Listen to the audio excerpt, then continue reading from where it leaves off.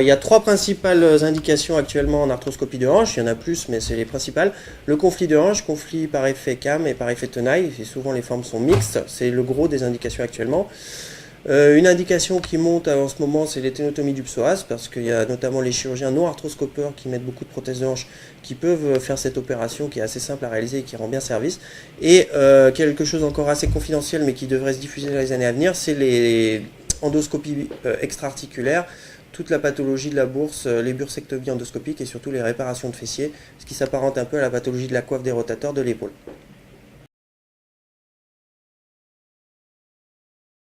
On peut dire trois techniques différentes. Les deux techniques historiques, c'est la technique Central First, d'ailleurs assez développée par Arthrex, qui consiste à faire une traction première, à rentrer dans l'articulation, faire une petite capsulotomie et faire le compartiment périphérique dans un deuxième temps.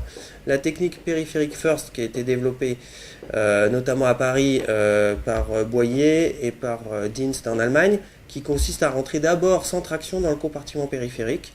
Et moi j'utilise une troisième technique intermédiaire qui est la technique out-in ou capsulotomie first. C'est-à-dire le principe, ça a été développé par Frédéric Laude.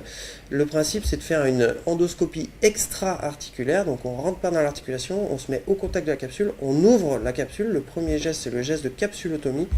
Et tout ce temps-là se fait sans traction et une fois que la capsulotomie est faite, on peut explorer les compartiments centraux et périphériques.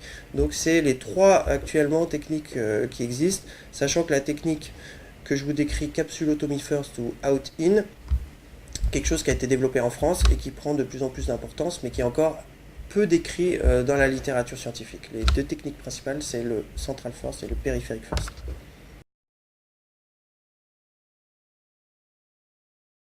Les indications sont de plus en plus larges, on peut faire un peu l'analogie avec ce qui se passe au niveau du ménisque. La tendance actuelle, notamment qui vient des États-Unis, où il faut reconnaître qu'ils ont beaucoup d'avance par rapport à l'Europe et en particulier à la France sur l'arthroscopie de hanche, c'est de réparer un maximum le labrum qui joue un rôle ventouse stabilisateur.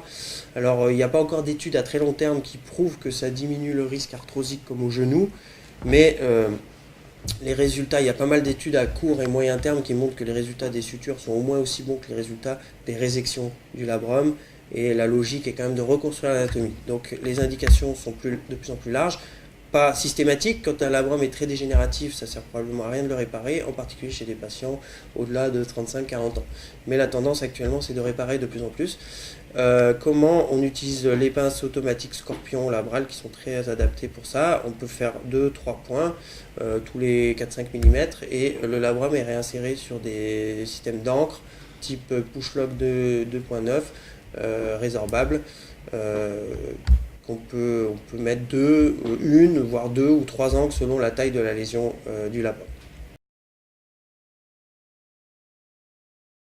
C'est également un sujet assez à la mode. Dans le temps, on avait tendance à laisser la capsule ouverte en pensant qu'elle se reformerait.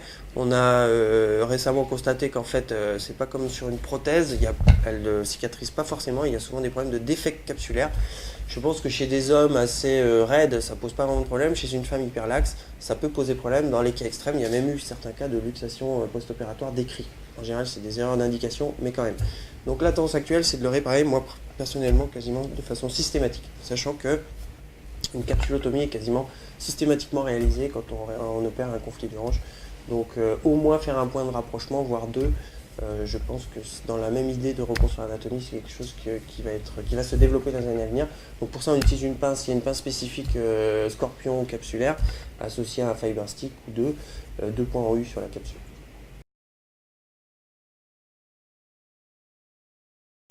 Alors, technique de réinsertion des moyens fessiers, ça s'apparente beaucoup à la chirurgie de la coiffe. D'ailleurs, on peut utiliser un ancillaire de coiffe avec une optique à 30. Toutes les pinces d'épaule sont adaptées pour faire cette chirurgie. Il n'y a pas besoin de matériel spécifique de hanche.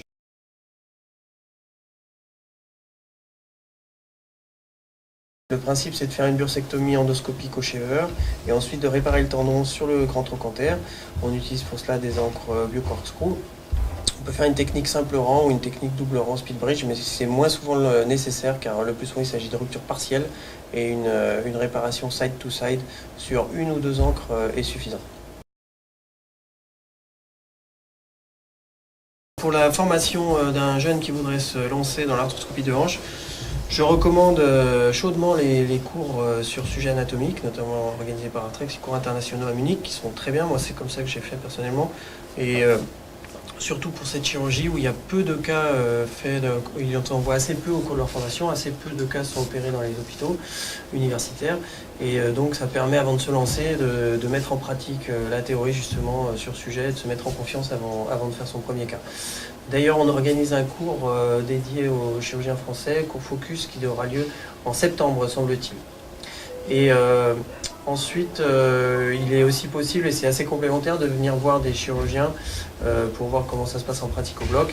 Et d'ailleurs, j'invite tous les chirurgiens qui sont intéressés à venir à Mermoz. On peut organiser des journées avec quelques arthroscopies de hanches.